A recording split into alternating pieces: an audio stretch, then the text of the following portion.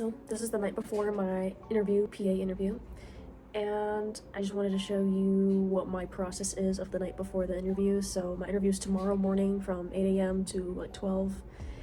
I'm actually really sick. I feel a lot better than I did, but I really can't reschedule this. They're not very able to reschedule things like this. What I do to prepare is that first I watch some YouTube videos about what people do to prepare, but I don't know how helpful they are because most of them are like from 6 years ago, and I feel like the PA application process has changed so much even within the last 2 years. So I just look at other people's experiences. I look at the forum, see what people said about that. I usually look back at my CASPA application to answer different supplemental questions that maybe I should keep in mind, and like what does my application look like, what did I say to certain things, because I don't know, I just forget what I even said.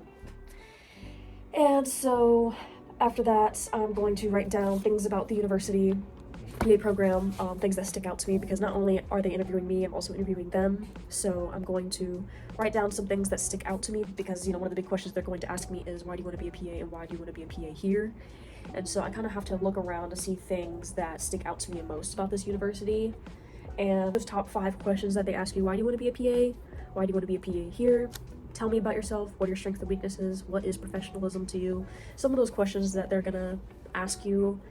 I'm not saying that you should like write out exactly a response, but I've realized that's what kind of helps me. What I do is that I have that question asked to myself, and then I kind of have a written response, 2-minute response of like how I would respond to that, and I kind of memorize what I say, because I mean, it's authentic, it's me. It's just like when I'm in the interview in the moment, I tend to ramble, so I've learned to just do it to 2 minutes instead. So what I'm gonna do is that I'm gonna look up common questions they ask, and I'm gonna write down my responses, and then I kind of rehearse those responses over and over. I know people say not to do that, but that's what works for me. And the way I rehearse it is that I use the voice memos app in the iPhone, and I just work over and over, record myself responding to a question and then hear it back to see what it sounds like. Like, am I saying like a lot? Am I just like getting off course? Because I notice that sometimes I'll try to ramble and I'm starting to go off course on what the question was, and then soon I'm not even answering the question that was originally asked. So that's what just works for me. So for the longest time, this is my 3rd cycle, so for the longest time I would get interviews, but I would only get waitlisted after the interview, because I would just try to go with the flow when it comes to interview questions, because I'm like, I know me, I know what I want. Like, I feel like, why can't I just answer the interview question in the moment? But I realize that doesn't work for me, because I tend to ramble and go on and on. But like, these responses, keep it at 2 minutes. I feel like, get what you need to say, 2 minutes, so they can ask you more questions, so you can ask them more questions at the end. And I've realized that the really good questions you have at the end really sets the tone of like you paying attention and what kind of candidate you are. So that's another thing. So I'm gonna write down things about the PA program I'm interested, like the one I'm about to get interviewed with, things I know about them, my responses to common questions, and then questions I'm going to ask them ahead of time.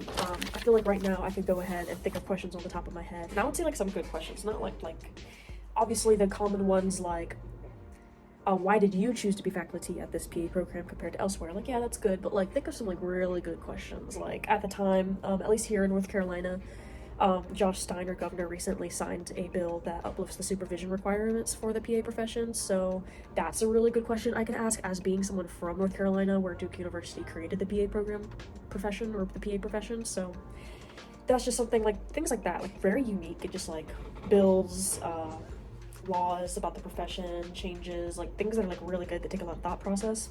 I feel like you should ask questions about that instead of like the broad and generic thing, because one thing that you need to know that I had a hard time with is that you can look great on paper, do great in the interview, but at the end of the day, you need to look unique. There's hella people trying to apply that that are going to respond in the exact same safe ways as you.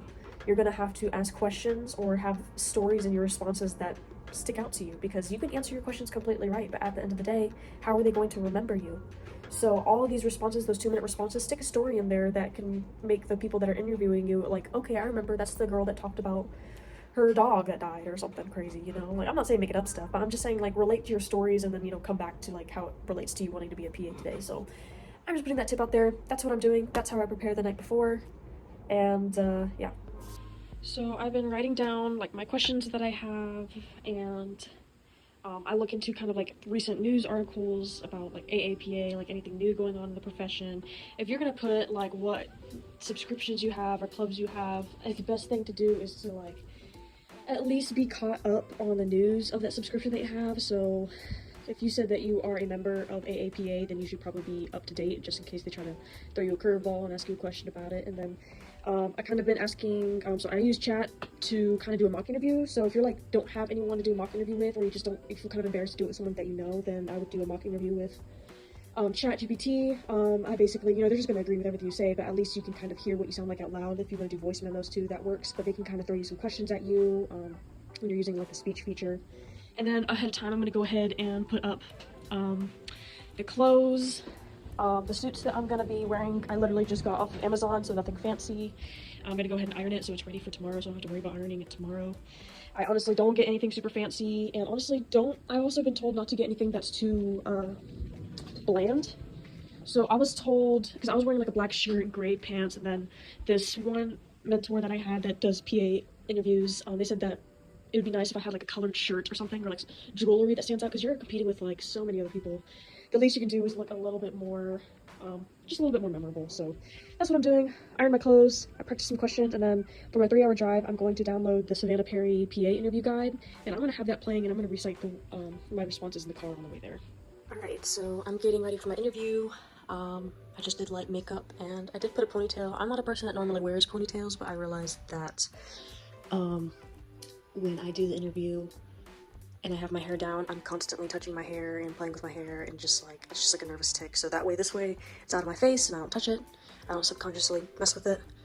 And I have my suit over there. I stayed the night at this hotel, and I've been practicing responses, and I've been using chat to kind of be my personal little interview person. So I've been just kind of speaking to them as like a mock interview and responding to them.